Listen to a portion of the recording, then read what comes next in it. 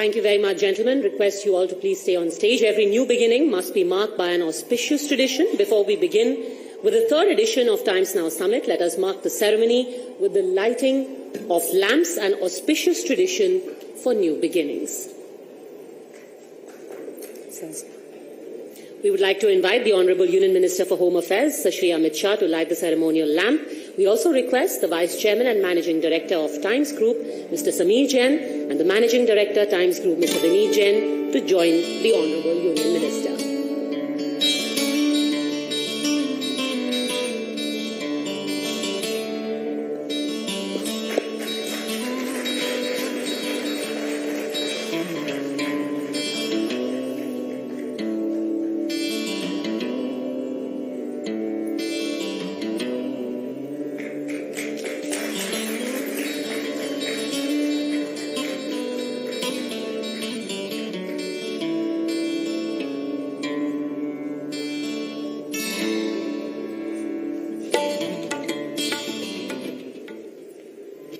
Thank you. And may I now request the Vice Chairman and Managing Director of the Times Group, Mr. Sameer Jain, to please address the August gathering. Sir, if you can just come to this podium, please. Sure.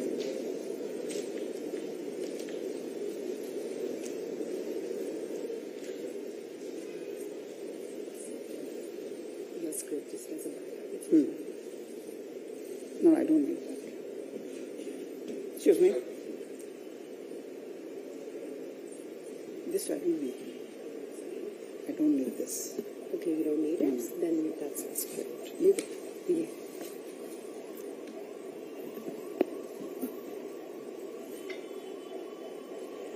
अंधेरा छटेगा, सूरज निकलेगा, कमल खिलेगा। ये हमारे महाप्रसिद्ध कवि वाजपेयी जी ने जब कहा था, तो आदरणीय अमित शाह जी पॉलिटिक्स, राजनीति में अपना जीवन का योगदान शुरू कर रहे थे और हमारे ये अमित भाई ऊर्जावान, फुल ऑफ हाई एनर्जी ऊर्जावान, अनेक कमल खिलाए हैं, खिल आए हैं। 2800 प्रांतों में कमल खिले हैं। आज आप यहाँ आए, उसका तहे दिल से धन्यवाद है। टाइम्स नाउ समिट यानी शिखर, आप सभी का स्वागत है। आपसे मिलकर आपकी अटलता का ज्ञान हुआ और ये अनुभव आभास हुआ कि सफलता एक दिन में नहीं, पर एक दिन जरूर मिलेगी। वो दिन आज है, वो समय अभी है। That time is now. Times now. आज प्रत्येक भारतवासी भारत की प्रतिभा, प्रभाव, प्रतिबद्धता और भारत के श्रम परिश्रम का प्रमाण है, जो कि अपना जीवन उत्साह, उमंग और उल्लास से जीना सीख रहा है। जब से मोदी जी ने ये अनुप्रास के शब्द विक्रांत के लॉन्च में कहे थे, तो ये देश भर में अनुप्रास गूंज रहा है। आज ये संकल्प है कि टाइम्स नाउ, आज का समय उत्सव, उमंग, उल्लास और ऊंचे संकल्प से आपका अभिनंदन करता हूं। हम सब मिलकर अमित भाई की अनेक सफलताओं पर विचार करें। ये एहसास होगा कि अमित भाई ने गृह मंत्री होने के नाते भारत को एक गृह घर घर की तरह संभाला है। एक आइडियल परिवार में सबकी संभाल होती है, सब होते हैं। वहां पर बच्चे, बूढ़े, ना कमाने वाले और कुछ ही कमाने वाले भी होते हैं, लेकिन सबकी संभाल होती है। ये आइडियल परिवार है, ये आइडियल देश की निशानी है। अमित भाई, हमारे ग्रह में शांति से, अनेकांतवाद से, जो जैन धर्म का केंद्र बिंदु है, अनेकांतवाद, हर वाद सही है, हर एक का दृष्टिकोण है, हर एक कोण सही है। ये जैन धर्म के नॉन वायलेंस, अहिंसा का ये अधिष्ठान है कि हर एक सही है, हर एक की एक जगह है। तो एक परिवार में, एक देश में, पॉलिटिक्स में सभी का कोण होता है। घर में भी एक समर्थन परिवारवाद का, एक उसका खंडन, एक राष्ट्रवाद का, एक उसका खंडन, कोई समवाद का और कोई विदंडवाद, सभी पेश होता है। और यही फिर भी ये बातचीत होते हुए परिवार या देश संपन्न होता रहता है, क्योंकि हमारा जो जीवन का लक्ष्य है वो फ्री स्पीच है। हर जगह, हर भाषा, हर व्यू पॉइंट, अनेकांतवाद इसका अधिष्ठान है।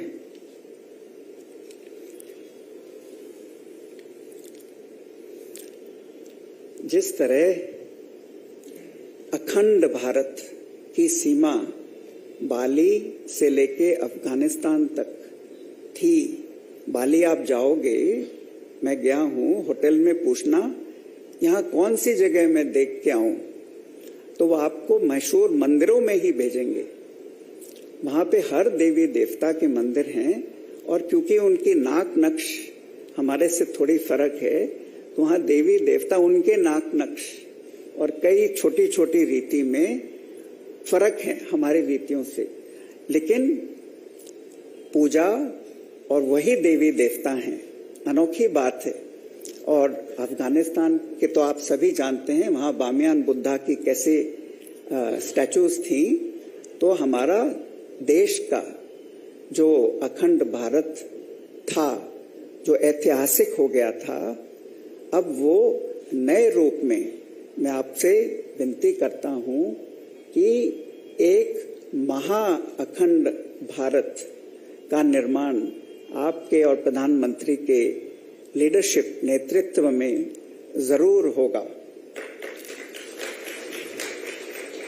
विदेश जब जाते हैं, आप भी 20 साल से सब जा रहे हैं, तो कॉलेजेस में, मंदिरों में, घर घर में हिंदुस्तान का संस्कृति यानी कल्चर, हमारे शास्त्र की कोर्सेज, हमारे शास्त्रीय संगीत, शास्त्रीय नृत्य, शास्त्रीय भोजन, आयुर्वेदिक का भोजन के कोर्सेज निरंतर चलते रहते हैं और अध्यात्म की चर्चा बढ़ती जा रही है।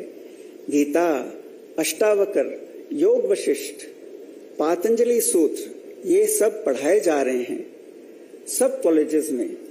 ये मैं देख रहा हूं कि ये बढ़ता जा रहा है। ये हमारा प्रभाव महा अखंड भारत का कल्चर फैलाने का। आप आदरणीय गृह मंत्री चाह रहे हैं कि मेडिकल की पढ़ाई सब हिंदुस्तानी भाषाओं में होवे। आपने अभी कहा कि सच में जो माँ की भाषा होती है, वो ओरिजिनल हमारी भाषा में हम सबसे ज्यादा अपने को व्यक्त कर सकते हैं, सीख सकते हैं और सिखा सकते हैं। तो आपने कहा ये शर्म आनी चाहिए यदि हमको अंग्रेजी पर निर्भर करना पड़े। हाँ ठीक है, वो भी एक भाषा है, लेकिन हमको निर्भर न करना पड़े, हम उसके नीचे ना आ जाएं, उसके आदी ना हो जाएं। हमको अपने हिंदुस्तान की 14, 16, 17 भाषाओं पे पूरा गर्व हो और मेडिकल जैसी कड़ी पढ़ाई हमारे सब भाषाओं में होवे। तो आपको जान के अनोखी खुशी होगी कि जो प्रसिद्ध हॉस्पिटल हैं अमेरिका में, वहाँ पर नेचुरोपैथी, योग और ध्यान, सबसे मशहूर हॉस्पिटल मेयो कॉलेज है शिकागो के पास। तो वहाँ पे हिंदुस्तानी डॉक्टर ध्यान की क्लासेस पेशेंट्स के लिए लगाते हैं और इंटरेस्टिंग बात है कि हर पेशेंट उसके लिए $1000 फीस देता है एक ध्यान की क्लास के लिए। यहाँ तक हमारा प्रभाव फैलता जा रहा है।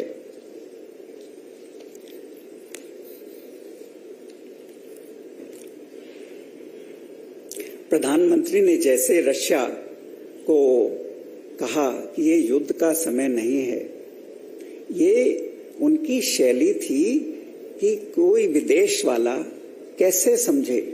लेकिन हिंदुस्तान की जो परंपरा रही है कि कभी भी युद्ध का समय नहीं है, नॉट कि ये समय नहीं है, कभी भी हिंदुस्तान ने आक्रमण का समर्थन नहीं किया। लेकिन जब आक्रमण हुआ तो कृष्ण ने भी अर्जुन को कहा कि तुम उसका जवाब दो। लेकिन हमने, हिंदुस्तान ने या कृष्ण ने आक्रमण नहीं सिखाया। इसलिए हमारी मिनिस्ट्री, इंग्लैंड में उसको वॉर मिनिस्ट्री कहते थे, हमने उसको डिफेंस मिनिस्ट्री कहा। और मेरे को ऐसा विचार आ रहा था कि गृह मंत्री, ये पीस मिनिस्ट्री का नाम आप विचार करें, क्योंकि घर घर में शांति इससे फैलेगी और फिर सारे विश्व में पीस होगा। There is no path to peace. Peace is the path. ऐसा नहीं है without war no peace. Peace is the path. ये महाभारत का समय नहीं है, अखंड भारत इतिहास हो गया है। ये जो समय है महाअखंड भारत का। ये महाशब्द बहुत अनोखा है। इंग्लैंड 400 साल पहले संकल्प किया कि हम विश्व में छा जाएंगे, तो उन्होंने, गूगल से मैंने निकाला, 400 साल पहले ये ग्रेट शब्द जोड़ा। ग्रेट यानी एक छोटा सा देश जिसका साइज बिहार जितना है, हमारे से 7% इंडिया से उनकी जमीन है। इतने छोटे से देश ने सिर्फ संकल्प के आधार पर विश्व में 400 साल वो छा गए। पिछली जो शताब्दी गई तब तक इंग्लैंड का प्रभाव था। ये जो शताब्दी है जिसके सिर्फ 20 साल गुजरे हैं, आप देखते जा रहे हैं कि ये हिंदुस्तान की शताब्दी होगी, क्योंकि हमने हिंसा के माध्यम से विश्व नहीं जीता। हमने अहिंसा सिखाकर उसको प्रस्तुत करके सारे विश्व को जीतने का संकल्प किया है। हमारी संस्कृति से, हमारे अध्यात्म से, हमारे धर्म से, हमारे कर्तव्य कर्म से, जिस पर मोदी जी ने एक नया विस्तार किया है, इंडिया गेट वाली सड़क को राजपथ से बदल देने का।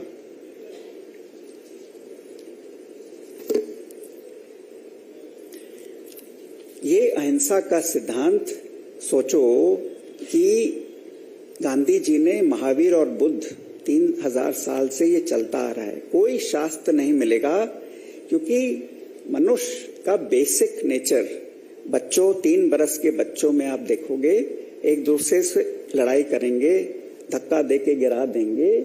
तो मैं देखता रहता हूं कि हिंसा एक बेसिक नेचर ह्यूमन बीइंग का, एवोल्यूशन के पहले, उसके डेवलपमेंट, ग्रोथ के पहले हिंसा होता है। तो भले पातंजलि खोलो, भले ब्रह्मसूत्र खोलो, भले आप योग वशिष्ठ देखो, हर एक शास्त्र अहिंसा को कहता आ रहा है। जो लड़ाई करके जीत जाता है।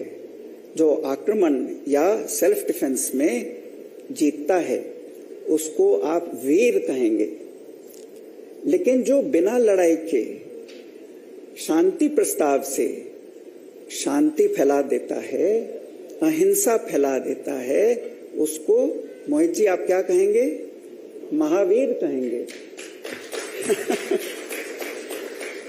तो वीर और महावीर का ये भेद देखें कि हमारे महावीर अब प्रकट हो रहे हैं। हमारे राम लखन की जोड़ी में प्रधानमंत्री और आदरणीय अमित शाह की ये अनोखी जोड़ी में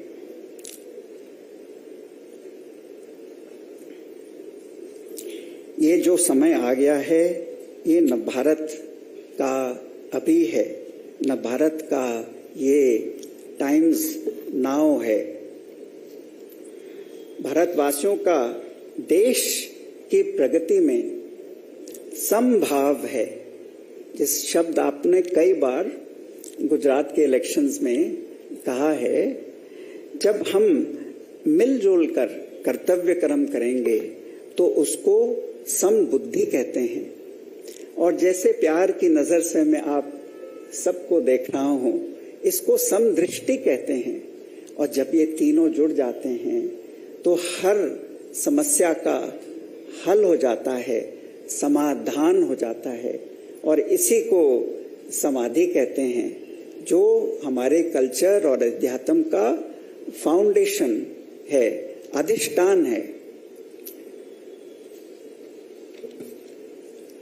गुजरात के इलेक्शन में आपने अनोखे अनुप्रास से कहा कि हम मजबूत सरकार देकर एक सुरक्षित, सुविकसित, संस्कृत और शिक्षित गुजरात बनाना चाहते हैं, जो हम सालों से कर रहे हैं।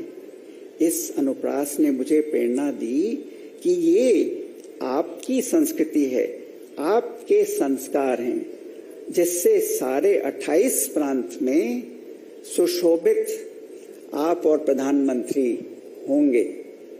ये आपके बेसिक संस्कार हैं पीस फैलाने के। आखिर में कहना चाहूंगा कि जब हम आत्मनिर्भर होंगे, निर्दोष, निर्मल, निरंकार, निराकार, निर्भय भाव से देश के निर्माण में आगे बढ़ेंगे, तो हमारा देश अहिंसक होगा। हमारी संस्कृति और सभ्यता बढ़ेगी और हम दुनिया भर की सभी समस्याओं का समाधान कर पाएंगे। जय महा अखंड भारत।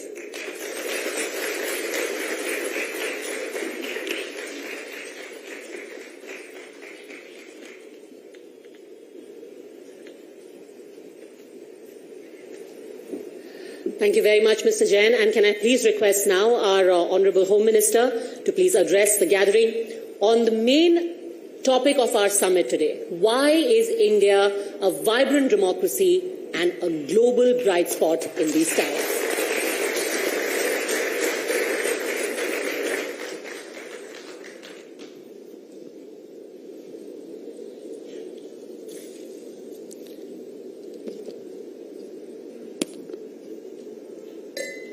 आज टाइम्स नाउ के शिखर सम्मेलन में vibrant democracy global bright spot ये विषय पर 2 दिन तक यहाँ अलग अलग विषयों पर चर्चा शुरू हो रही है।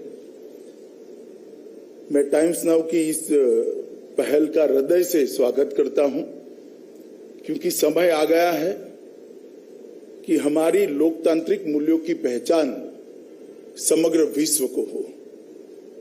कई लोग हमारे देश को दुनिया का सबसे बड़ा लोकतंत्र कहते हैं।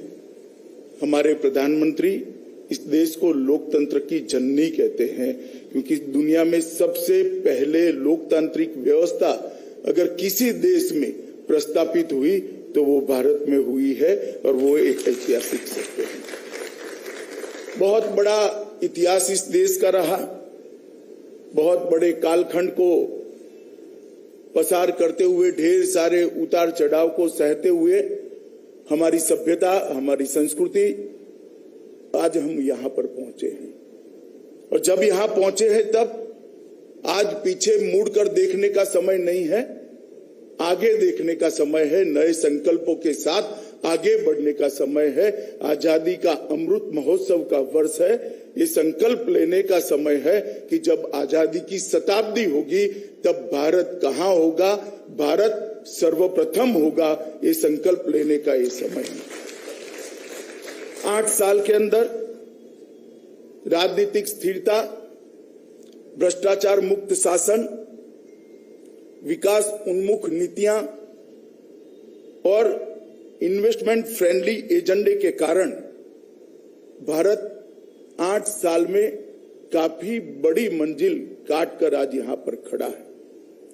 भारत ने एक शांतिपूर्ण माहौल भी दिया है और मोदी जी ने समग्र देश के सामने एक लक्ष्य रखा है कि वर्ष 2047 तक भारत एक संपूर्ण विकसित राष्ट्र के रूप में दुनिया के मानचिन्ह पर सबसे प्रथम खड़ा हो, हर क्षेत्र में हम सर्वप्रथम हो।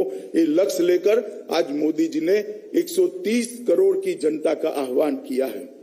हमने 2025 तक $5 ट्रिलियन की इकोनॉमी बनने का भी संकल्प रखा है और हम इस दिशा में बहुत तेज गति से आगे बढ़ रहे हैं।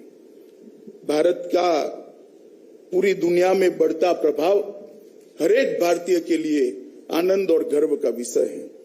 चाहे पर्यावरण और ग्लोबल वार्मिंग की बात हो, चाहे विश्व शांति की पहल करनी हो, कोई भी वैश्विक फोरम में किसी भी वैश्विक समस्या पर भारत का दृष्टिकोण क्या है, आज वो मायने रखता है। पूरी दुनिया आतुरता के साथ ये सुनने को, जानने को उत्सुक रहती है कि इस विषय पर भारत का दृष्टिकोण क्या है। और अब जब अगले साल से G20 की अध्यक्षता भारत के पास आ रही है, भारत के लिए, भारतीयों के लिए और हम सब के लिए ये बहुत बड़ा मौका है कि विश्व में हमारी जो पहचान है उसको और मुखरता के साथ हम आगे बढ़ा सकें। मित्रों, जहां तक इकोनॉमी का सवाल है, हम सब लोग इसको कितनी भी बारीकी में देखें, सरकार की कितनी भी कड़ी आलोचना करने वालों को भी ये बात को स्वीकार करना पड़ेगा कि ये 8 साल के अंदर इकोनॉमी के हर डायमेंशन में भारत ने बहुत कुछ अचीव किया है, जिसके आधार पर हम कह सकते हैं कि आने वाले 25 साल भारत के 25 साल हैं। 10 साल से दुनिया के अर्थतंत्रों की तालिका में भारत 11वें नंबर पर स्थित हुआ। 2004 से 14 तक 11वें नंबर की अर्थव्यवस्था पे हम स्टिक हुए थे। मोदी जी ने 8 साल में 11वें नंबर से 5वें नंबर की अर्थव्यवस्था बनकर दुनिया भर को ये बताया है कि आने वाला समय भारत का है। IMF ने भी डार्क जोन में एक ब्राइट स्पॉट कर कर भारत के अर्थतंत्र की व्याख्या की है और ये उचित ही है, क्योंकि आज दुनिया भर को कहीं पर भी मैन्युफैक्चरिंग का डेस्टिनेशन दिखाई पड़ता है, इन्वेस्टमेंट करने का डेस्टिनेशन दिखाई पड़ता है, तो वो हमारा भारत है। और उसका सबसे बड़ा उदाहरण है कि हमारी सटीक अर्थनीतियों के कारण दुनिया भर में जब कोरोना के बाद जो स्लोडाउन आया और पूरी सप्लाई चेन बिखर गई, उस वक्त सबसे तेज गति से वी शेप से उभरने वाली अर्थव्यवस्था पूरी दुनिया में अगर कोई थी तो हमारी भारत की अर्थव्यवस्था थी और ये दुनिया भर ने इसको महसूस किया है। मित्रों, आज कई सारे पैरामीटर्स के अंदर हम बहुत आगे बढ़ चुके हैं और कई सारे पैरामीटर्स ने हमें ये मानने के लिए पूरी दुनिया को मजबूर किया है कि हम आने वाले समय की उभरती हुई अर्थव्यवस्था है। लगभग निर्यात का सवाल है। आजादी के बाद सबसे ज्यादा निर्यात 2022 में $421 बिलियन का हुआ। वर्ष 2022 में सेवा का निर्यात भी सबसे ज्यादा हुआ। $421 बिलियन में से $254 बिलियन सेवा का निर्यात हुआ। एफडीआई भी सबसे ज्यादा 2022 में $83 बिलियन आया। 70,000 से अधिक स्टार्टअप और 100 से ज्यादा यूनिकॉर्न स्टार्टअप भारत के सुनहरे भविष्य का परिचायक है। 2014 में हमारे पास 4 यूनिकॉर्न स्टार्टअप थे, आज 100 से ज्यादा यूनिकॉर्न स्टार्टअप है और 70,000 से ज्यादा स्टार्टअप। मोदी जी ने भारतीय युवा को विश्व के मंच पर अपनी शक्ति के साथ खड़ा रहने का एक मंच उपस्थित किया है और कैपिटल एक्सपेंडिचर वो भी गत साल की तुलना में 46.8% हम बढ़ा पाए। मित्रों, बहुत महत्वपूर्ण है। कैपिटल एक्सपेंडिचर जब बढ़ता है तो अर्थव्यवस्था को अपने आप गति मिलती है। 46.8% का कैपिटल एक्सपेंडिचर में बढ़ोतरी ये बहुत शुभ चिन्ह है। जीएसटी जब हमने लागू किया, ढेर सारे लोग ये कहते थे कि जीएसटी इस देश के लिए अनुकूल नहीं होगा। इतने सारे राज्य की इकोनॉमी और सबके बीच में 16 टैक्सों को मर्ज कर एक बिक्री कर लाना ये बहुत बड़ी दिक्कत की बात थी। उस वक्त मुझे ठीक याद है, श्री अरुण जेटली देश के वित्त मंत्री थे। उन्होंने इसको बहुत धैर्यपूर्ण तरीके से मोदी जी के नेतृत्व में सभी राज्यों का भरोसा जीतकर लागू किया था। उसके कुछ समय बाद जब मैं राष्ट्रपति महोदय प्रणब मुखर्जी को मिलने गया था, उन्होंने ही संसद में प्रधानमंत्री जी के साथ जीएसटी की शुरुआत की थी। तो बैठने के बाद सबसे पहला वाक्य था, अमित, आपकी पार्टी को जीएसटी के लिए मैं बेस्ट ऑफ लक कहना चाहता हूं। तो मुझे थोड़ा अजीब लगा। मेरे को बेस्ट ऑफ लक क्यों कहना चाहते हैं कि शुरू तो कर दिया मगर मंजिल बहुत दूर है, रास्ता बहुत कठिन है। और आज मुझे आनंद है कि पूरा विश्व चकाचौंध होकर भारतीय अर्थव्यवस्था में जीएसटी के सफल प्रस्थापन को भूरी प्रशंसा के साथ देख रहा है और हमारा जीएसटी कलेक्शन 1.49 लाख की एवरेज से 5 महीने से हो रहा है। ये बहुत बड़ा एक कदम है जो विश्व को परिचय कराता है कि परिवर्तन के लिए, आर्थिक परिवर्तनों के लिए, आर्थिक सुधारों के लिए भारत की जनता और भारत की सभी राज्य सरकारें और भारत की केंद्र सरकार एक मंच पर है, एक मन के साथ है, एक रास्ते पर है। और इससे भरोसा विश्व का हम पर बढ़ा है। 1.49 लाख का कलेक्शन बहुत बड़ी बात है। मित्रों, पीएम गति शक्ति का मैं देश भर के लोगों को एक अपील करना चाहता हूं और विशेषकर इंफ्रास्ट्रक्चर के डेवलपमेंट और इकोनॉमी के साथ जुड़े हुए को मेरी एक रिक्वेस्ट है कि पीएम गति शक्ति का आप डिटेल अभ्यास करिए। पीएम गति शक्ति जो नरेंद्र मोदी जी का ब्रेन चाइल्ड है, मैं दावे से कह सकता हूं इस देश की इकोनॉमी को बदलने के लिए अकेली पीएम गति शक्ति में पूरी ताकत पड़ी है। और ये हमारे इंफ्रास्ट्रक्चर को, इंडस्ट्रियल डेवलपमेंट को और पोर्ट पर सामान की आवाजाही को बहुत वाइब्रेंट तरीके से गतिशील बनाएगा। और ये जो इन्वेस्टमेंट हो रहा है इसके फायदे मल्टी डायमेंशनल है। इंफ्रास्ट्रक्चर में इन्वेस्टमेंट हमेशा इकोनॉमी को फायदा देता है, परंतु पीएम गति शक्ति के कारण जो इन्वेस्टमेंट हो रहा है इसके मल्टी डायमेंशनल फायदे हमें मिलने वाले हैं। 1,05,000 करोड़ का इंफ्रास्ट्रक्चर में इन्वेस्टमेंट हमें बहुत आगे ले जाएगा, क्योंकि इंफ्रास्ट्रक्चर के बगैर किसी भी देश का विकास इंफ्रास्ट्रक्चर के बगैर संभव नहीं है। और मोदी जी ने बहुत फर्मनेस के साथ 1,05,000 करोड़ का इंफ्रास्ट्रक्चर का इन्वेस्टमेंट का लक्ष्य रखा है। और इसके साथ साथ मोदी जी ने गरीबी उन्मूलन के लिए देश के 60 करोड़ लोग ऐसे थे, कह सकते हैं आप आधी आबादी से ज्यादा आबादी ऐसी थी जिनका पूरा जीवन रोजमर्रा की जरूरियातों के पूरी करने के संघर्ष में ही जाता था। उनके जीवन में सपनों की जगह ही नहीं थी, वो अच्छा स्वप्न भी नहीं देख सकते थे। 70 साल की आजादी के बाद भी 2 समय क्या खाना वो ही दिक्कत थी। मोदी जी ने उनके जीवन स्तर को ऊपर उठाने का प्रयास किया। उनके घर में गैस का सिलेंडर पहुंचाया। 10 करोड़ से ज्यादा घरों में शौचालय बनाया। 3.5 करोड़ से ज्यादा घरों में पहली बार 70 साल की आजादी के बाद बिजली पहुंची है। 80 करोड़ लोगों को प्रधानमंत्री आयुष्मान भारत योजना के कार्ड के माध्यम से हमने 5 लाख तक के स्वास्थ्य के सारे खर्चे की चिंता से उसको मुक्त कर दिया है। अब जब उनके जीवन स्तर उठा है तो अब वो महत्वाकांक्षा के साथ देश के अर्थतंत्र के साथ जुड़े हैं।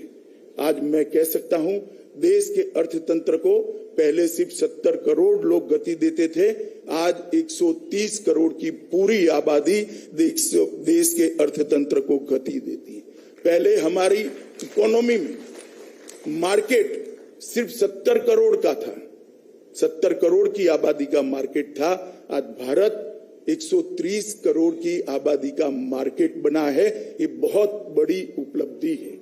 गरीब कल्याण का मोदी जी का ये मंत्र देश के अर्थतंत्र को आगे बढ़ाने वाला। उसको घर मिल गया, लाइट मिल गई, शौचालय मिल गया, खाना मिल गया, स्वास्थ्य की सुविधाएं मिल गई।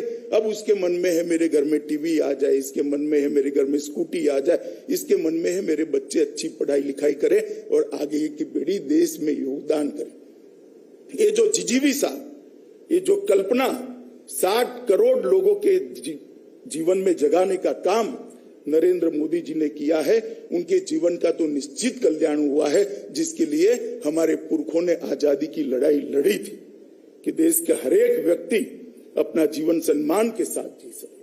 परंतु इसके साथ साथ मोदी जी ने देश के अर्थतंत्र को भी बड़ी गति दी है और मैं मानता हूं कि इससे हमारे अर्थतंत्र को ढेर सारा फायदा होने वाला है। मित्रों, जब तक देश में शांति और सुरक्षा न हो, कोई भी अर्थतंत्र विकास नहीं कर सकता है। हमारे देश में 3 बड़ी समस्याएं थी, कश्मीर, नॉर्थ ईस्ट और वामपंथी उग्रवाद। आज मैं आपको बड़े हर्ष के साथ कह सकता हूं, विश्वास के साथ कह सकता हूं, तीनों समस्याओं के समाधान के लिए ये 8 साल में मोदी जी ने बहुत परिश्रम किया है और देश बहुत कम समय के अंदर ये तीनों समस्याओं से निजात प्राप्त कर आंतरिक सुरक्षा की दृष्टि से अभेद और सुरक्षित बन जाएगा। और किसी भी देश का सम्मान, किसी भी देश का स्वमान इस बात पर निर्भर है कि आप आपकी सीमाओं की सुरक्षा कैसे करते हैं। किसी भी सार्वभौम देश के लिए अपनी सीमाओं की सुरक्षा से बढ़कर कोई बात नहीं हो सकती। आर्थिक विकास होना चाहिए, बहुत जरूरी है। इंफ्रास्ट्रक्चर भी बढ़ना चाहिए, बहुत जरूरी है। अच्छे एजुकेशनल इंस्टीट्यूशन आने चाहिए, बहुत जरूरी है। अच्छे हेल्थ के इंस्टीट्यूशन आने चाहिए, बहुत जरूरी है। मगर जब देश की सीमा ही सुरक्षित नहीं है तो ये सब चीजें कोई मायने नहीं रखता। मोदी जी ने सर्जिकल स्ट्राइक और एयर स्ट्राइक से पूरी दुनिया में एक संदेश दृढ़ता के साथ भेजा है कि भारत की सीमा और भारत की सेना इसके साथ छेड़खानी नहीं करते, वरना नतीजे भुगतने पड़ते हैं। और ये दृढ़ता के साथ पूरी दुनिया में संदेश चला गया है।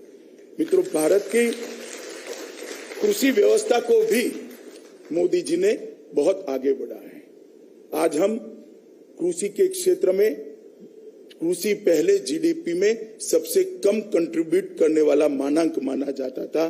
मुझे पूरा विश्वास है 5 साल के बाद कृषि का जीडीपी भी देश में जीडीपी में कंट्रीब्यूटर माना जाएगा। ढेर सारे ऐसे राज्य हैं जिन्होंने 10% से ज्यादा कृषि विकास दर को हासिल किया है।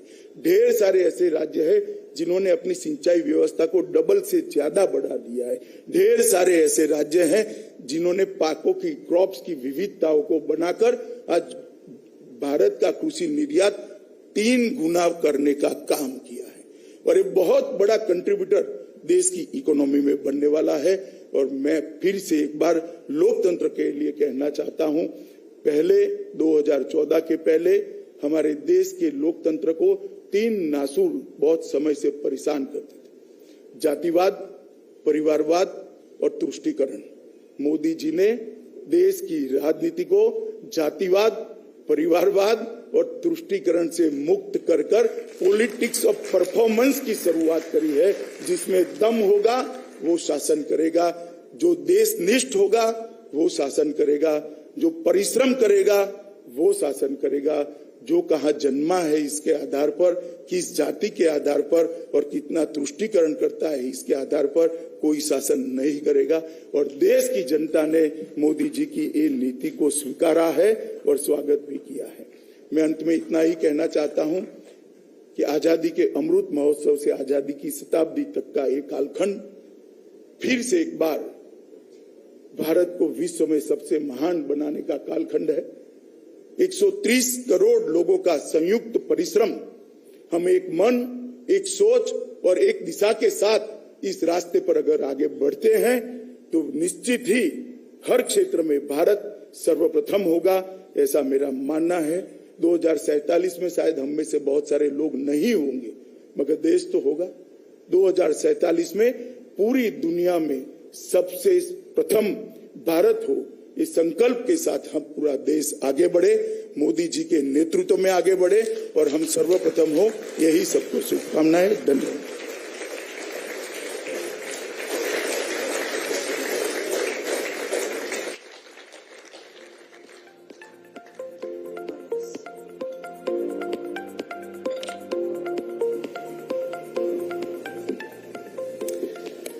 अमित शाह जी, आपके शब्दों के लिए बहुत बहुत धन्यवाद। I would like to thank Mr. Sameer Jain and Mr. Vineet Jain for gracing the occasion. Thank you very much, sirs. And we would now like to invite Group Editor Times Network and Editor-in-Chief of Times Now Navbharat, Navika Kumar, for a special fireside chat with the Honourable Minister.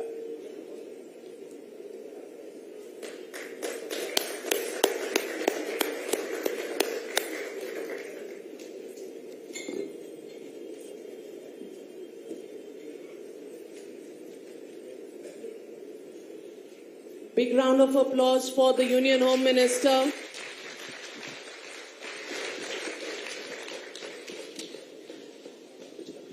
Amit Shah ji, आपने मेरे बिल्कुल मन के सवाल को शायद समझ लिया था, क्योंकि आपने कहा कि जब सत्ता में आए तो सबसे बड़ी उपलब्धि इस देश में रही जम्मू और कश्मीर का फ्यूचर, जिस तरह से 2019 में आप में बदला। मैं पहले एक पर्सनल नोट पे आपसे पूछती हूँ कि आपके कार्यकाल में आपकी सबसे बड़ी उपलब्धता आप क्या जम्मू और कश्मीर को मानते हैं, और क्या इसकी वजह से दुनिया में भारत ने एक नया स्टेटमेंट दिया है? देखिए, मेरी व्यक्तिगत कोई उपलब्धि नहीं होती है। मैं मोदी जी की कैबिनेट का सदस्य हूँ। पूरी कैबिनेट की उपलब्धि होती है, पूरी सरकार की उपलब्धि होती है, मगर हाँ, जम्मू कश्मीर में मोदी सरकार ने बहुत बड़ा परिवर्तन किया है। वर्षों से एक प्रचारित किया जाता था कि धारा 370 के कारण ही जम्मू कश्मीर भारत के साथ जुड़ा है। अब धारा 370 नहीं है, 35 नहीं है, जम्मू कश्मीर भारत के साथ जुड़ा है और लगभग 30,000 पंच सरपंच लोकतंत्र को जम्मू कश्मीर में परकोलेट कर एक नई पीढ़ी, वहां लोकतांत्रिक पीढ़ी नई खड़ी हो रही है। 56,000 करोड़ का इन्वेस्टमेंट आया है। 80 लाख टूरिस्ट, जो आजादी के बाद सबसे ज्यादा है, वो अब तक चले गए हैं जम्मू कश्मीर के अंदर। और इसके साथ साथ जम्मू कश्मीर की अपनी भाषाओं को पहली बार हमने राज्य की भाषाओं के रूप में स्थान दिया है। वहां जो पिछड़े हैं, दलित है, आदिवासी है, उनको आरक्षण का फायदा मिला है। महिलाओं को अपना अधिकार मिला है। जम्मू कश्मीर में हर घर में बिजली पहुंचाने का काम समाप्त हो चुका है। हर घर में जल से नल पहुंचाने का काम समाप्त हो चुका है। जम्मू कश्मीर में हर व्यक्ति को, देश भर में सिर्फ गरीबों को है, जम्मू कश्मीर में हर व्यक्ति को 5 लाख तक का इलाज आज सरकारी व्यवस्था से फ्री ऑफ कॉस्ट हो रहा है। और जम्मू कश्मीर में इन्वेस्टमेंट के कारण नई ऊंचाई जम्मू कश्मीर हासिल कर रहा है। और जहां तक आतंकवाद का सवाल है, मैं इतना निश्चित रूप से कह सकता हूं कि 90 के दशक में जब से आतंकवाद शुरू हुआ तब से लेकर आज तक आतंकवाद की सबसे कम घटनाएं और पथराव शून्य हो गए। बहुत बड़ी उपलब्धि है मोदी सरकार की, इसमें दो राय नहीं है। और बड़े बड़े सुरक्षा के क्षेत्र के पंडित कहते थे कि धारा 370 को छूना मत, हाथ जल जाएंगे। धारा 370 चली गई, जम्मू कश्मीर आज खुशहाल है। देश के अंदर भी टेररिज्म पर कंट्रोल पाने में इससे बहुत बड़ी मदद मिली। अमित शाह जी, इस सवाल के साथ हमेशा एक सवाल जुड़ा होता है जिसे कुछ लोग कहते हैं कि एक फर्जी पिक्चर के थ्रू उठाया गया था, कश्मीरी हिंदुओं का सवाल। आज भी वो अपने घर लौट नहीं पाए हैं। ये आपका शायद एक वादा है जिसके लिए अभी भी लोग इंतजार कर रहे हैं। इस वादे पर आप क्या कहेंगे? देखिए नाविका जी, ये एक रिलेटिव प्रश्न है। जम्मू कश्मीर में हिंसा, पहले मानो 400 नागरिक मारे जाते थे, लक्ष्य तो कोई न मरे ऐसा होना चाहिए, है भी, परंतु आज 12 मरे। 400 से 12 का मजल हमने काट लिया है, तो 12 से 0 का भी काट लेंगे। और जिस दिन ये होगा सबके लिए अच्छा माहौल होगा। आज इन्वेस्टमेंट वहां जा रहा है, बाहर से ढेर सारे लोग रहने जा रहे हैं, मगर स्वाभाविक रूप से आतंकवाद की और आतंकवाद के पनाहगारों की जड़ें इतनी नीचे तक गई हुई है, उसको कंप्लीटली जड़ को उखाड़ने में एक समय लगेगा। हम ये समय के प्रोसेस में है। मैं विश्वास दिलाता हूं कि जम्मू कश्मीर में अब आतंक की जड़ों को हम फैलने नहीं देंगे और संपूर्ण जम्मू कश्मीर को आतंकवाद मुक्त कराने के लिए हम कटिबद्ध हैं। अमित शाह जी, किसी भी राजनीतिक दल के लिए शायद 5 साल का समय होता है जब समीक्षा होती है। वैसे तो चुनाव हर साल हर वक्त चलते रहते हैं भारत देश में, ऐसा कहा जाता है, लेकिन लोकसभा चुनाव, जनरल इलेक्शंस 5 साल में एक बार आते हैं। आपके मैनिफेस्टो का सबसे बड़ा और सबसे कठिन परिश्रम और परीक्षा जो थी वो थी आर्टिकल 370 की, जिसे आपने कहा आपने बिल्कुल हटा दिया। और कुछ और ऐसे प्रॉमिसेस हैं जैसे यूनिफॉर्म सिविल कोड। इस पर अब क्योंकि 4 साल खत्म होने वाले हैं इस पर्टिकुलर इलेक्शन के बाद, इस पर बीजेपी की तरफ से और सरकार की तरफ से क्या रवैया रहेगा? क्योंकि यूनिफॉर्म सिविल कोड पर अब तक मुझे लगता है कि एक लॉ कमीशन, दूसरे लॉ कमीशन, एक सजेशन, दूसरा सजेशन चल रहा है। फैसला कब होगा? देखिए, यूनिफॉर्म सिविल कोड निश्चित रूप से भारतीय जनसंघ से लेकर भारतीय जनता पार्टी की हमारी यात्रा का, आज तक की हमारी राजनीतिक यात्रा का एक वादा रहा है देश की जनता से। और न केवल भारतीय जनता पार्टी, संविधान सभा ने भी देश भर के विधानमंडलों को और संसद को ये सलाह दी है कि जब भी उचित समय आए यूनिफॉर्म सिविल कोड इस देश में आना चाहिए, क्योंकि किसी भी पंथ निरपेक्ष राष्ट्र के लिए, राज्य के लिए धर्म के आधार पर कानून नहीं होने चाहिए। अगर राष्ट्र और राज्य पंथ निरपेक्ष है तो धर्म के आधार पर कानून कैसे हो सकते हैं? हर धर्म के मानने वाले के लिए एक कानून होना चाहिए जो देश के विधानमंडल और देश की संसद पारित करे। परंतु over a period of time सबने संविधान सभा के एक कमिटमेंट को भुला दिया। भारतीय जनता पार्टी के अलावे आज कोई पार्टी यूनिफॉर्म सिविल कोड के पक्ष में नहीं है, ना बोलते हैं। हाँ, हिम्मत कम होगी तो विरोध नहीं करेंगे, मगर ये नहीं कहेंगे कि हाँ लागू करिए, हम आपके साथ खड़े। हम लोकतंत्र के अंदर है, लोकतंत्र के अंदर एक स्वस्थ बहस जरूरी है। जब इतने सारे राजनीतिक दल का एक अभिप्राय हो और मेरे राजनीतिक दल का दूसरा अभिप्राय हो, मनसा चाहे कोई भी हो, वोट प्राप्त करने की हो या जो हो, मगर उनका एक अभिप्राय है कि यूनिफॉर्म सिविल कोड अभी नहीं लाना चाहिए, तो इस पर एक स्वस्थ और खुली बहस की जरूरत है। तो भारतीय जनता पार्टी ने जहां जहां भारतीय जनता पार्टी का शासन है वहां 3 राज्यों में अब तक हिमाचल, उत्तराखंड और गुजरात में हमने एक पैनल बनाया है और पैनल सुप्रीम कोर्ट के रिटायर्ड जज और हाई कोर्ट के रिटायर्ड चीफ जस्टिस की अध्यक्षता में बनाए हैं और सारे दल, समाज जीवन के सारे लोग और सभी धर्म संप्रदाय के लोग उनके सामने अपना अपना पक्ष रख रहे हैं। उस पर जो एडवाइस आएगी इसके आधार पर हम काम करेंगे और स्वाभाविक रूप से इस प्रकार के शिखर सम्मेलन और इंटरव्यू में भी इस पर एक स्वस्थ बहस छिड़ी हुई है, तो देश की जनता को भी मन बनाने में इससे बहुत बड़ा मदद मिलता है। भारतीय जनता पार्टी मैं अभी भी कहना चाहता हूं देश की जनता को कि यूनिफॉर्म सिविल कोड लाने के लिए अड़िग है, ऑफर है और हम लाकर रहेंगे, परंतु सारी लोकतांत्रिक चर्चाओं की समाप्ति के बाद। आर्टिकल 370 एब्रोकेशन में भी कोई आपके साथ नहीं था, लेकिन आप जब चल पड़े तो आपने कर दिखाया। यूसीसी पर कदम क्यों खींच रहे हैं, टाइम फ्रेम क्यों नहीं देखिए, दोनों में अंतर है। आर्टिकल 370 जब संविधान में लाया गया तब ही हमारे संविधान निर्माताओं ने दूरदर्शिता के साथ इसको टेम्पररी आर्टिकल कर कहा था, टेम्पररी आर्टिकल। और उसी वक्त आप संविधान की बहस भी पढ़ लीजिए। हालांकि जब अंतिम समय इसको इनकॉर्पोरेट किया गया तब लंबी बहस नहीं हुई है, जो भी कारण रहे होंगे, परंतु संविधान की स्पिरिट थी कि हमेशा संविधान का हिस्सा नहीं रह सकता स्पेशल स्टेटस। एक समय चाहिए जम्मू कश्मीर को भारत के साथ अच्छे तरीके से मर्ज होने का।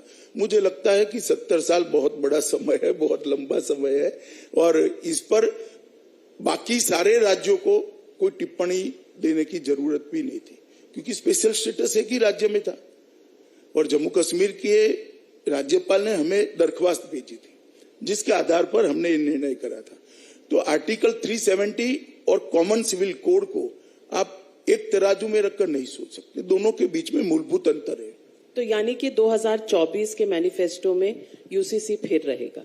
देखिए, वो तो समय तय करेगा। इसके पहले हो सकता है देश के 2/3 से ज्यादा राज्य ही अपने यहाँ यूसीसी लगा दे, तो बाकी क्या बचा, फिर पार्लियामेंट को भी सोचना पड़ेगा।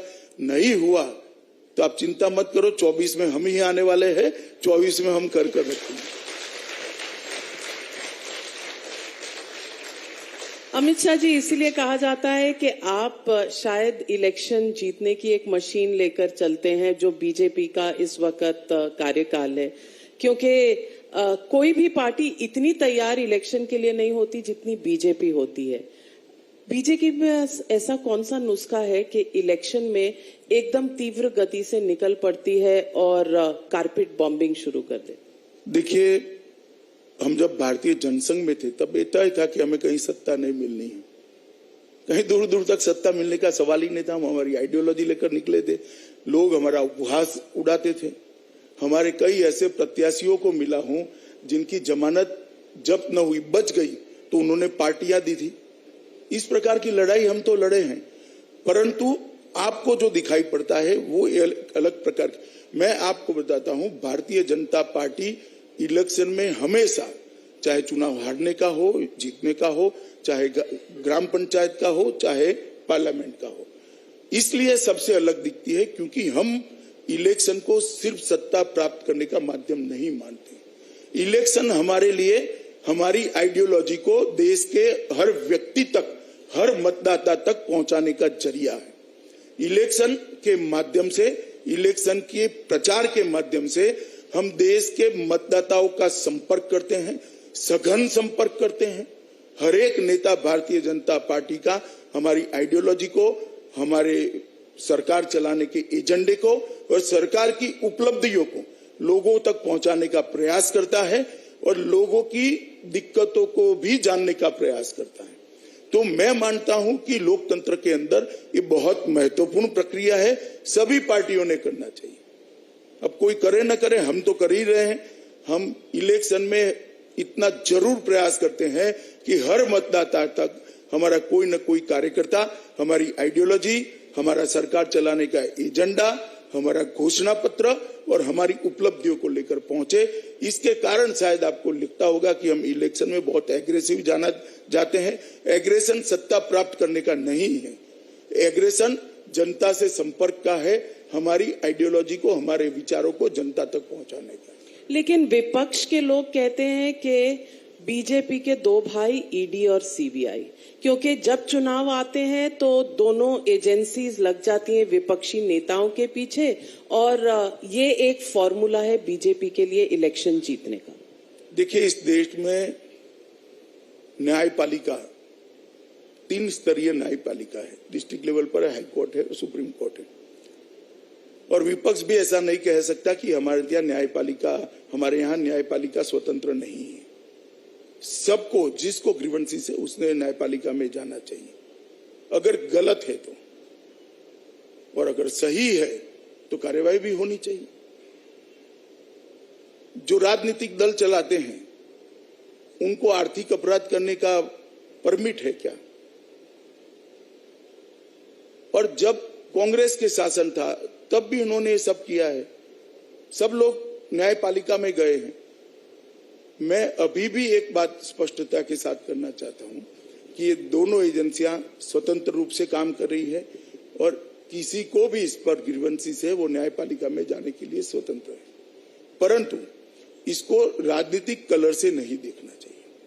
अमित शाह जी, सवाल ये इसलिए उठता है क्योंकि अभी गुजरात में चुनाव है।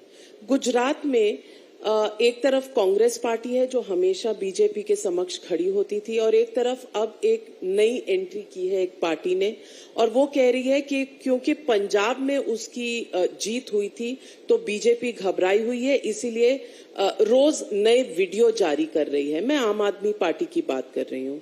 सवाल ये है कि क्या आपकी जो कंपटीशन है गुजरात में वो कांग्रेस के साथ है या आम आदमी पार्टी के साथ? देखिए, जहां तक वीडियो जारी करने का सवाल है, उसमें सवाल आपने ये पूछना चाहिए था एज अ जर्नलिस्ट कि वीडियो सही है या गलत है। नहीं, वो पूछे हैं। क्यों जारी कर रहे हैं, वो कोई सवाल है? भाई, जिन लोगों का आपत्ति है पहले ये कहे कि वीडियो सही है या गलत है। अगर सही है तो आपको जवाब देना है, मुझे नहीं देना है।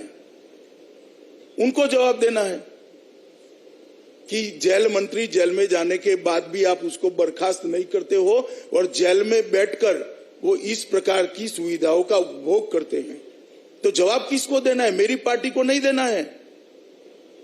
जिनके जेल मंत्री जेल में है उनको देना है, और आज भी वो जेल मंत्री है। मैंने तो इतने लंबे सार्वजनिक जीवन में कभी नहीं देखा कि कोई पार्टी जेल में जाने के बाद भी मॉरल ग्राउंड पर अपने मंत्री का इस्तीफा न दे, और सारा मीडिया चुप है। सारा मीडिया इंक्लूडिंग टाइम्स नाउ, सभी लोग चुप है। मेरी समझ में नहीं आता क्या हो गया आप लोगों को, और उल्टा सवाल आप मुझे पूछ रही है। अमित शाह जी, शायद आपने टाइम्स नाउ की डिबेट्स नहीं देखी, मैं आपको क्लिपिंग भेज दूंगी, आप व्यस्त रहे होंगे। ठीक है, एक आध बार कर लिया। मैं जनता की तरफ से एक सवाल आपसे पूछती हूँ। आप कह रहे हैं उन्हें जवाब देना है, वो कह रहे हैं आप उन पर सख्ती कर रहे हैं, इसमें जनता कहाँ है? क्या कानून में या कॉन्स्टिट्यूशन में ऐसा कोई प्रावधान नहीं है कि जैसे आपने जेल के आईजी का तबादला कर दिया, उसको सस्पेंड कर दिया, वैसे ही आप एलजी के थ्रू प्रेसिडेंट को एक रिकमेंडेशन भेजे और सस्पेंड कराएं ऐसे मिनिस्टर को? नहीं है ऐसा कानून में प्रावधान। ये कानून जब बने, संविधान जब बना, तब संविधान निर्माताओं ने ऐसी कल्पना ही नहीं की थी कि कोई इतनी निर्लज्जता से इस्तीफा नहीं देगा, तो शायद ये प्रावधान करना रह गया है। इन्होंने ऐसे सार्वजनिक जीवन की कल्पना ही नहीं की थी कि जेल में जाने के बाद भी, मैं भी जेल में गया हूं नाविका जी, जाने के अगले दिन मैंने इस्तीफा दे दिया था। इस तरह से नहीं चलता है सार्वजनिक जीवन। हम पर भी सारे केस हुए थे, हम कोर्ट के सामने लड़े और कोर्ट ने कहा कि राजनीतिक षड्यंत्र था, केस फर्जी है। अगर आप पर जाति होती तो कानून की अदालत में जाना पड़ता है। तो इस तरह से निर्लज्जता से व्यवहार नहीं कर सकते आप।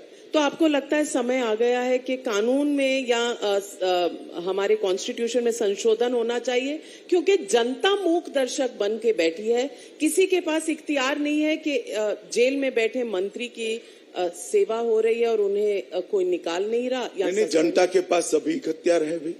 5 साल में जनता के पास ही इख्तियार होता है। हम सब ने हर 5 साल जनता से थप्पा लगवाना होता है, हमारी स्वीकृति करनी होती है और जनता जवाब भी देती है, ऐसा नहीं है। अब इस देश की डेमोक्रेसी पहले से बहुत मैच्योर है। दुनिया में एकमात्र देश ऐसा है, इतने ही सारे परिवर्तन खून का एक कतरा बहाए बगैर हो गए। आज बड़े से बड़े देश में भी काउंटिंग होते होते कई बार 20-20 दिन लग जाते हैं। हमारे यहाँ 2 बजे तक विजेता बाहर आ जाता है और कहीं पर कुछ नहीं होता है। बहुत अच्छे तरीके से परिवर्तन हो जाता है। जनता के पास पूरा अख्तियार है। जनता बहुत मैच्योर है, सब कुछ देखती है और वो परिवर्तन करेंगी। परंतु हाँ, इस प्रकार के जो लूप होल्स मॉरल ग्राउंड के वक्त हमारे संविधान निर्माताओं की ऐसी कल्पना ही न होने के कारण रह गए, इस पर जरूर विचार करना चाहिए, बहस कर इसको सुधारना चाहिए। अमित शाह जी, एक सवाल और उठ रहा है मेरे मन में। महिला भी हूं, इस देश की सदस्य हूं, इस देश की सिटीजन हूं। श्रद्धा, आजकल के दिन में हमारे सामने श्रद्धा का एक केस आया है। केस सिर्फ श्रद्धा का नहीं है, केस महिलाओं का है और केस कन्वर्जन और ये जिसे आम तौर पे लव जिहाद कहा जाता है। आपको लगता है कि एंटी कन्वर्जन लॉ की आवश्यकता है इस देश में, या जो हमारे पास कानून है क्या वो काफी है इस तरह की वारदातों को रोकने के लिए? देखिए, जहां जहां भारतीय जनता पार्टी की राज्य सरकारें हैं, हमने तो एंटी कन्वर्जन लॉ बनाए हैं और गुजरात जैसे प्रदेश का तो मैं डिटेल बता सकता हूं, वहां सख्ती के साथ इसका इम्प्लीमेंटेशन भी करते हैं।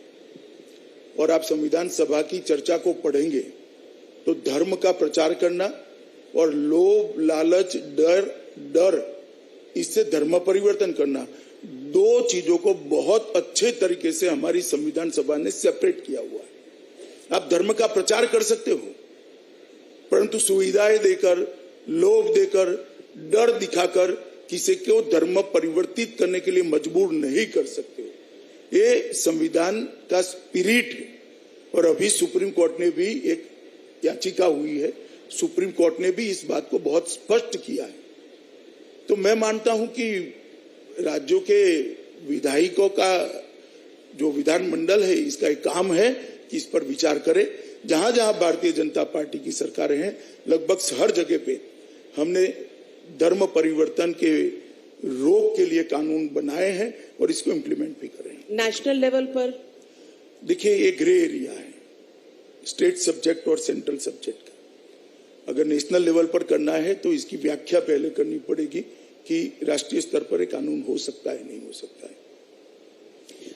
मैं इस पर एक और सवाल आपसे पूछना चाहती हूँ। जिस बर्बरता से श्रद्धा का मर्डर हुआ, एक चिट्ठी भी सामने आई, आपको लगता है कहीं स्टेट्स के बीच में कोऑर्डिनेशन की कमी, या मुंबई, महाराष्ट्र पुलिस और दिल्ली पुलिस, इसके बीच में श्रद्धा का एक एग्जाम्पल बन गया है कि किस तरह से? देखिए, इसमें महाराष्ट्र पुलिस, दिल्ली पुलिस के कोऑर्डिनेशन का कोई कमी नहीं है। मैं पूरे मामले पर मेरी नजर है। मैं देश की जनता को इतना कहना चाहता हूं कि जिसने भी ये कृत्य किया है, कानून की अदालत के द्वारा कम से कम समय में कड़ी से कड़ी सजा दिलाने का काम Delhi police as a prosecution agency करेगी। परंतु जो चिट्ठी सामने आई है, इसमें दिल्ली पुलिस का कोई रोल ही नहीं है। महाराष्ट्र सरकार के थाने में श्रद्धा ने एक चिट्ठी दी थी कि मेरे शरीर के टुकड़े टुकड़े कर फेंक देना और मार देने की मुझे धमकी दी जा रही है। मेरा गला घोंट कर हत्या का प्रयास भी किया गया। उसके बाद में वहां एक्शन नहीं हुआ। कल महाराष्ट्र के उप मुख्यमंत्री और गृह मंत्री देवेंद्र फडणवीस जी ने कहा है इसकी जांच होगी और जो कोई भी लोग इस पर जिम्मेदार होंगे, उस वक्त महाराष्ट्र में हमारी सरकार नहीं थी, मगर जो कोई भी लोग इस पर जिम्मेदार होंगे, अफसरों की बात कर रहा हूं मैं, इन पर कड़े कदम उठाए जाएंगे और कठोर कार्यवाही भी होगी। परंतु जहां तक ये जघन्य कृत्य का सवाल है, एक क्षण के लिए भी भारतीय जनता पार्टी की मोदी सरकार इसको सहन नहीं कर सकती। सबसे कम समय में सबसे कठोर सजा कोर्ट के माध्यम से दिलाने का काम हम करेंगे। अमित शाह जी, चुनाव चल रहे हैं, हिमाचल में वोट डल चुके हैं और गुजरात में सभाएं आपकी भी चल रही हैं, आदरणीय नरेंद्र मोदी जी प्रधानमंत्री जी की भी चल रही है, लेकिन कहीं ना कहीं राहुल गांधी जी बहुत नजर नहीं आ रहे। मैं आपसे पूछना चाहती हूँ, आपकी कंपटीशन में आपको कांग्रेस से ज्यादा कंफर्ट रहता है या अन्य पार्टियों से?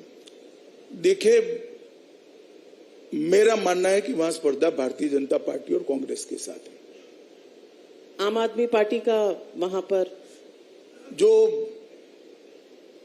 गुजरात की जनता का चुनाव का इतिहास है, वोट करने की पैटर्न है, इसमें 3 मौके ऐसे आए जब बहुत बड़े गुजरात के नेताओं ने एक अलग दल बनाया। सबसे पहले चिमनभाई पटेल ने बनाया, जो गुजरात के पूर्व मुख्यमंत्री थे। उसके बाद में शंकर सिंह वाघेला ने बनाया, वो भी गुजरात के पूर्व मुख्यमंत्री थे। और उसके बाद केशुभाई पटेल ने बनाया, जो गुजरात के पूर्व मुख्यमंत्री। मगर कोई भी 10 का आंकड़ा पारित नहीं कर पाया। गुजरात की जनता ने हमेशा ये 2 राष्ट्रीय राजनीतिक दल के बीच में ही अपने मत को विभाजित किया है। और अभी जो जमीनी चित्र भी दिखाई पड़ता है, दिल्ली के मीडिया में ललक रहती है कि कोई तो बीजेपी के खिलाफ खड़ी हो तो किसी न किसी को आगे बढ़ाने का प्रयास आप लोग करते रहते हो, परंतु जो जमीनी हकीकत है वहां पर सीधा सीधा भाजपा और कांग्रेस के बीच में स्पर्धा है। अमित शाह जी, क्योंकि आप जमीन पर हर डिस्ट्रिक्ट लेवल पर हमेशा समीक्षा करते हैं, अपनी रिपोर्टिंग डेज में मैंने खुद देखा है आप किस तरह से हर पन्ना प्रमुख तक से मिलते हैं। मैं आपसे ये पूछना चाहती हूँ कि आपका अपना आकलन क्या है, गुजरात में कितनी सीटें? क्योंकि पिछली बार 99 वर्सेस 77 था, इस बार? देखिए, गत चुनाव जो था गुजरात का, वो 3 बड़े जाति के आंदोलन कांग्रेस पार्टी ने खड़े किए। चुनाव के 1.5-2 साल पहले वो 3 जाति के आंदोलन के परछाई में चुनाव लड़ा गया। एक प्रकार से प्रदूषित चुनाव था, जातिवाद का असर था मतदाताओं पर, इसकी परछाई थी और वो परछाई में चुनाव लड़ा गया था। इसके बाद लोकसभा का चुनाव हुआ, हम 26 की 26 सीटें जीते। इसके बाद स्थानीय निकायों का चुनाव हुआ, हम 92% सीटें जीते और सभी यूनिट में आज गुजरात के हर जिला पंचायत में भारतीय जनता पार्टी का शासन है, हर म्युनिसिपल कॉर्पोरेशन में भारतीय जनता पार्टी का शासन। और उसके बाद जितने उपचुनाव हुए, कमोबेश 98% उपचुनाव हम जीते।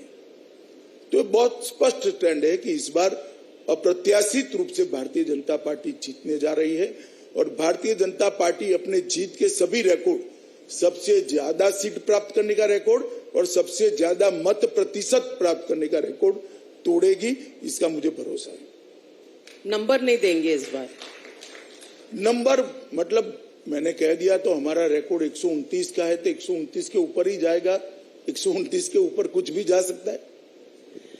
मैं ये भी पूछना चाहती हूँ कि पिछले साल आपने पूरी वहां की व्यवस्था बदल दी थी, चीफ मिनिस्टर बदला, कैबिनेट बदला और नए पूरा कैबिनेट बनाया और मुख्यमंत्री।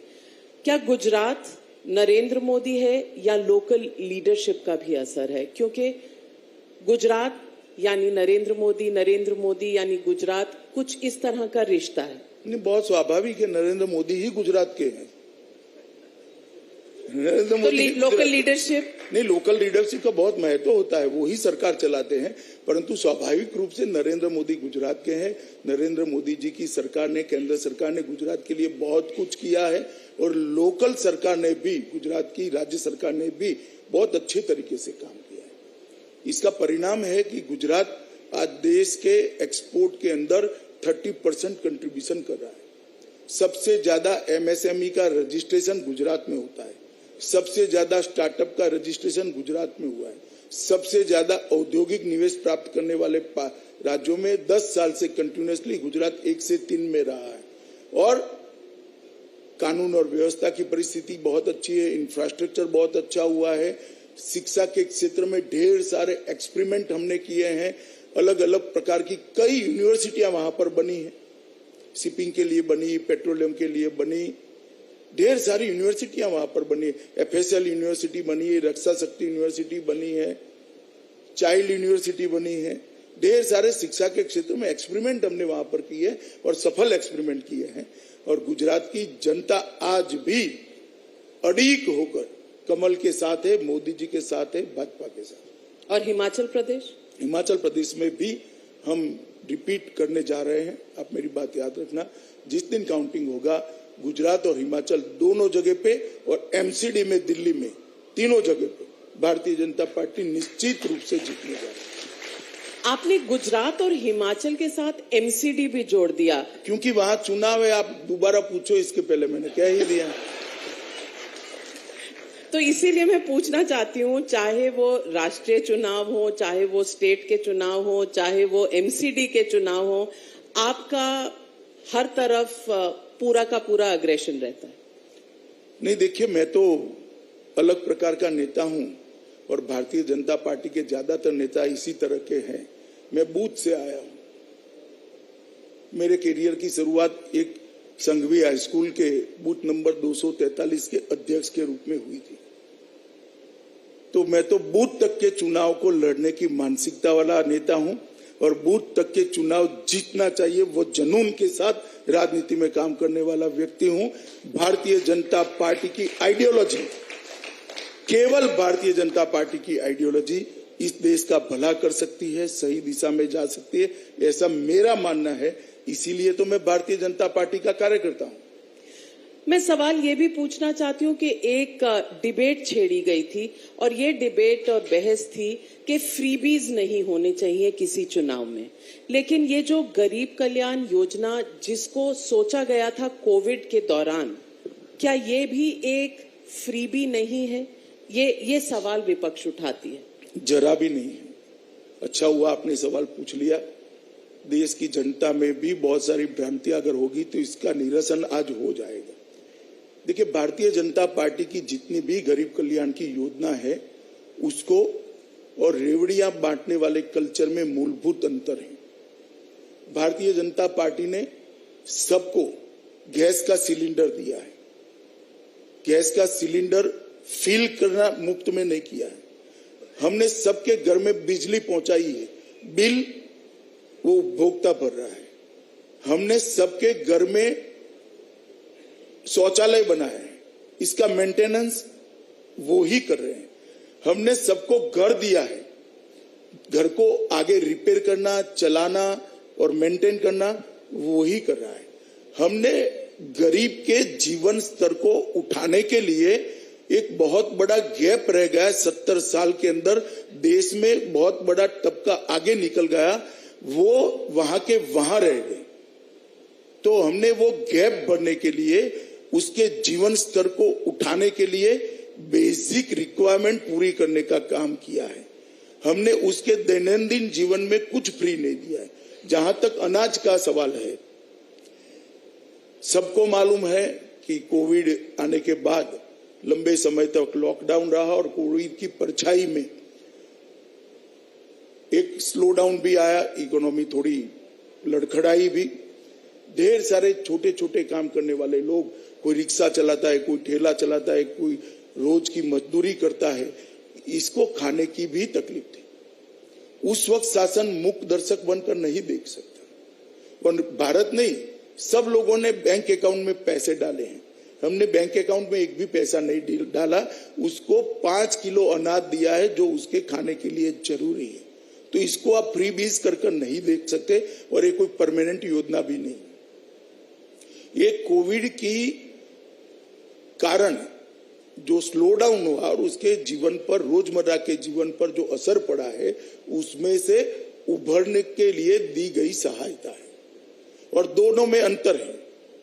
अब कोई ये कहता है कि हम बिजली का बिल माफ कर देंगे, कोई कहता है हम ये मुफ्त कर देंगे, ये मुफ्त कर देंगे। अब वचन देते देते वहां तक पहुंचे कि गुजरात का बजट 2,42,000 करोड़ का, 42,000 करोड़ का है और वादे हो गए 3,60,000 करोड़। अरे भाई, अभी का खर्चा कहां गया?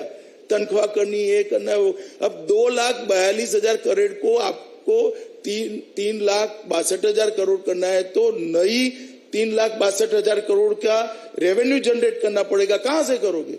इसका कोई हिसाब नहीं, बोलते ही जा रहे हैं। तो इस गरीब कल्याण योजना में जो आप चावल गेहूं सब दे रहे हैं, इसका भी तो बजट पर असर होगा। 3 लाख करोड़ निश्चित रूप से होगा, मगर वो एक निश्चित कालखंड के लिए निश्चित सरकमस्टेंसेस के कारण दी गई योजना है, स्टेट पॉलिसी नहीं है। और अब जो वादे हो रहे हैं स्टेट पॉलिसी के वादे हो रहे हैं। तो अब ये निश्चित काल कब खत्म होगा? क्योंकि कोविड की वो तो हम ही तय करेंगे ना, आप क्यों चिंता कर रही हो इतनी? यानी कि चुनाव से लिंक्ड है? जरा भी नहीं। 2024 तक चलेगा? तो पहले भी होता, 19 के पहले भी होता, जो चुनाव से रिलेटेड होता। तो सवाल और भी पूछना चाहती हूं कि राहुल गांधी जी भारत जोड़ो यात्रा कर रहे हैं और कांग्रेस पार्टी का कहना है कि उनको बहुत रिस्पांस मिल रहा है, भीड़ जुट रही है उनके साथ, और राहुल गांधी जी जब इस परीक्षा से बाहर निकलेंगे तो एक नया जन आंदोलन और नई क्रांति लेकर आएंगे। इस पर आपका क्या? देखिए, मैं तो हमेशा से परिश्रम का समर्थक रहा हूं। कोई भी व्यक्ति परिश्रम करे, इसका स्वागत ही है।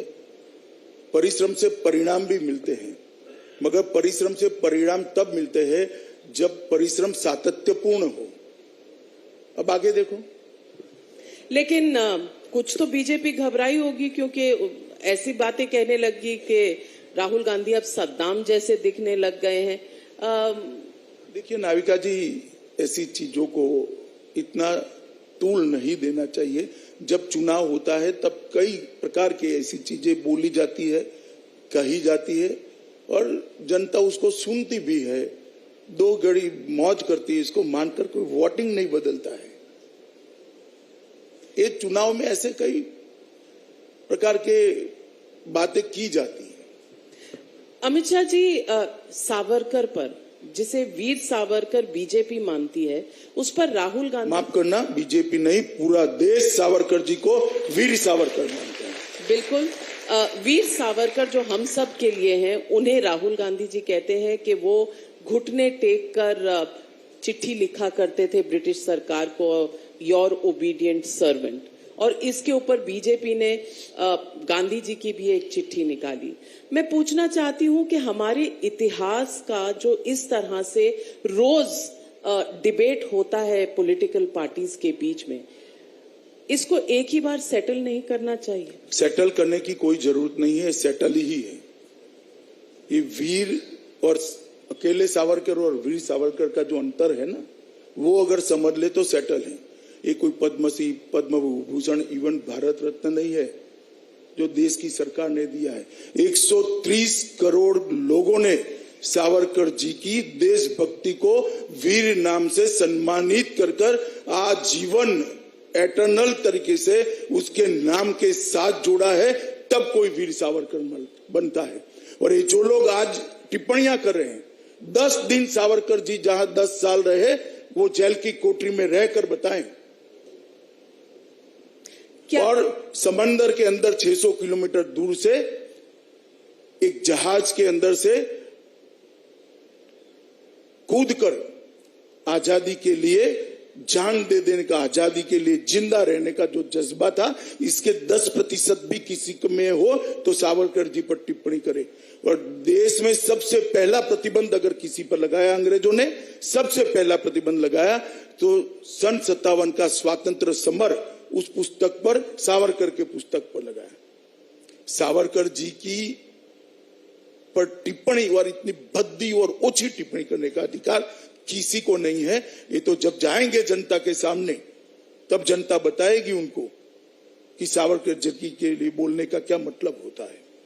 मेरे जैसे कई लोग जीवन में सभी प्रकार के लक्ष्यों को छोड़कर वीर सावरकर के नक्शे कदम पर देश की सेवा करने के लिए आगे बढ़े। सावरकर जी के लिए इस प्रकार की ओछी बात करना किसी को शोभा नहीं देता है।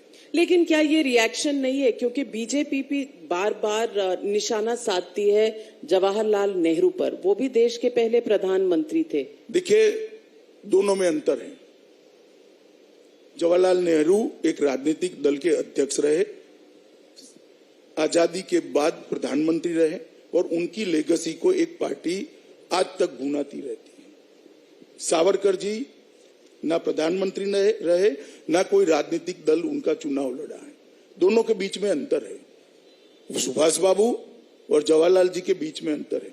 जब मैं राजनीति में आता हूं तो मुझे लोगों की टीका टिप्पणियों सुनने की सहनशीलता रखनी चाहिए। क्यों ना करे लोग आरोप? मेरे व्यक्तिगत जीवन पर भी आरोप कर सकते हैं, कपड़े पर भी कर सकते हैं, बोलचाल की भाषा पर भी कर सकते हैं, और करते भी है। जब आप राजनीति के अखाड़े में आते हो तो अलग बात है। सावरकर जी इस देश के पूरी देश ने जिसकी देशभक्ति को सर्टिफाइड किया है, स्वीकारा है, सम्मान किया है, ऐसे निसंदेह देशभक्त है। इस पर इस प्रकार की ऊंची बातें नहीं करनी चाहिए। अमित शाह जी, आपके अनफिनिश्ड एजेंडा पर वापस लौटती हूं, क्योंकि कुछ ऐसे प्रॉमिसेस किए थे जिसमें एनआरसी और सीएए था। क्या अब ये ठंडे बस्ते में? कुछ ठंडे बस्ते में ही है। सीएए देश का कानून है, अब इसमें कोई बदलाव नहीं हो सकता। हमें रूल्स बनाने हैं। कोविड के अप्स डाउन के कारण इसको रखा था।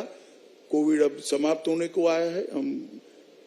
मैं आज इतना जरूर कह सकता हूं कि सीएए का इम्प्लीमेंटेशन नहीं होगा, ऐसा स्वप्न देखने वाले भूल कर रहे हैं। सीएए वास्तविकता है और इस देश का कानून है। एक और बड़ा मुद्दा है जो इस देश में और देश की कोर्टों में चल रहा है, प्लेस ऑफ वर्शिप एक्ट 1991। इसके बारे में मैं पूछना चाहती हूँ, क्या ये कोर्टों के थ्रू ही जाएगा, जिस तरह से अयोध्या की पूरी लड़ाई कोर्टों के थ्रू गई थी, या इस पर सरकार कोई संशोधन ला सकती है? नहीं, देखिए, मामला कोर्ट में है। मेरी कोई टिप्पणी करने का तुक नहीं रहता है, बचता नहीं है कोई तुक, क्योंकि अयोध्या के जजमेंट के बाद अभी जो विवाद सामने आए हैं उसमें 91 का कानून भी अपने आप में एक प्रकार से चैलेंज में है। मैं नहीं चाहता कि सार्वजनिक मंच पर इस पर मैं कोई टिप्पणी करूं, मगर मैं इतना जरूर कह सकता हूं कि हर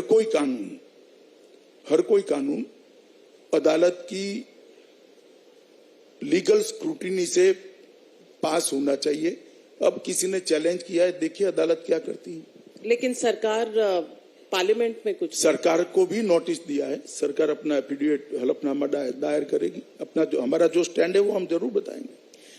अमित शाह जी, आपने सीमाओं की बात और सुरक्षा की बात करी, तो विपक्ष एक सवाल और उठाता है, और चीन को लेकर ये सवाल उठाया जाता है। हाल ही के समय में कुछ ऐसे भी बयान आए कि नॉर्दर्न कमांड पूरी तरह से तैयार है, बस सरकार के इजाजत की जरूरत है। मैं पूछना चाहती हूं, आज देश के सामने ये जो बार बार सवाल उठाया जाता है कि कुछ ना कुछ लैंड चीन के पास है, और हमारी सीमाएं शायद अब भी चीन के सामने पूरी तरह से अभी अपनी सुरक्षा में या अपनी पूरी बातचीत में चीन के साथ कंक्लूजन पर नहीं पहुंची। कोई कंफ्यूजन नहीं है। चीन के साथ हमारा सीमा का विवाद बरसों पुराना है, जवाहरलाल जी की लेगेसी से है। और आज सवाल कौन उठा रहा है? जिनके समय में चीन में 1 लाख एकड़ से ज्यादा भूमि चली गई, वो उठा रहे हैं क्या? उनको तो इतिहास पढ़ना चाहिए। मगर जहां तक भारतीय जनता पार्टी की नरेंद्र मोदी सरकार का सवाल है, हम कटिबद्ध है। ये सार्वभौम राष्ट्र है, इसकी 1 इंच जमीन भी किसी विदेशी के कब्जे के नीचे नहीं जा सकती। ये हमारा देश की जनता को कमिटमेंट है। अमित शाह जी, 2024 का चुनाव बस आने ही वाला है। 1 साल का समय, 1 सवा साल जब रह जाता है तो वो लास्ट माइल शुरू होता है, और विपक्ष में कहीं ना कहीं कवायद शुरू हो चुकी है। आदित्य ठाकरे मिल रहे हैं जाके आरजेडी के तेजस्वी यादव जी से, समीकरण बदलने की उम्मीदें नजर आ रही हैं। आपको लगता है कि नॉन कांग्रेस ऑपोजिशन सामने आएगी? नहीं, हो सकता है, होने को तो कुछ भी हो सकता है, हमें कोई आपत्ति नहीं है। हम हमारा एजेंडा लेकर जनता के सामने जाएंगे, और भारतीय जनता पार्टी पूरी तरह से विश्वस्त है कि फिर से एक बार सीटों की बढ़ोतरी के साथ नरेंद्र मोदी जी के नेतृत्व में हम फिर से इस देश में सरकार बनाएंगे। 24 में भी एनडीए की सरकार बनेगी, भारतीय जनता पार्टी पूर्ण बहुमत प्राप्त करेगी। और साउथ में तेलंगाना में आपने पूरी ताकत लगा दी, फिर भी आप 10-12 हजार से बाई इलेक्शन में नहीं जीत पाए। तेलंगाना के अलावा आंध्रा, तमिलनाडु, केरल, यहाँ आपकी एंट्री नहीं है। क्या इसका इम्पैक्ट 2024 के चुनाव पर होगा? निश्चित रूप से इस टाइम हमारी एंट्री होगी। तेलंगाना विधानसभा चुनाव में भी इस बार भारतीय जनता पार्टी बहुत अच्छी मेजोरिटी के साथ तेलंगाना में सरकार बनाएगी। आप निश्चित मानकर चलिए। मैं तेलंगाना बरोबर जाता हूं, नीचे की पल्स मुझे मालूम है, परिवर्तन होने वाला है और भारतीय जनता पार्टी की सरकार वहां पर बनने वाली है। अमित शाह जी, जाने से पहले बस एक आखिरी सवाल आपसे पूछना चाहती हूँ। सवाल कि आपका अनफिनिश्ड एजेंडा में सबसे प्रायोरिटी पे आपने क्या रखा? देखिए, भारतीय जनता पार्टी का घोषणा पत्र ही मेरी प्रायोरिटी है। हम घोषणा पत्र को गंभीरता से लेने वाला राजनीतिक दल है, इसीलिए हम इसको घोषणा पत्र की जगह संकल्प पत्र नाम कहते हैं। भारतीय जनता पार्टी के जो भी संकल्प है हमारे प्रायोरिटी के एजेंडा में है। और जहां तक जिस मंत्रालय को मैं संभालता हूं, मैं इतना जरूर कह सकता हूं कि देश की इंटरनल सिक्योरिटी पर इतनी मजबूती से मोदी सरकार का ग्रिप है कि किसी को कोई चिंता करने की जरूरत नहीं है। आंतरिक सुरक्षा बहुत सलामत रहेगी और बहुत अच्छी स्थिति में आज आंतरिक सुरक्षा है। Thank you very much, ladies and gentlemen. Presenting to you Home Minister and Cooperative Sector Minister Amit Shah. Big round of applause. Thank you. Dhanyavad.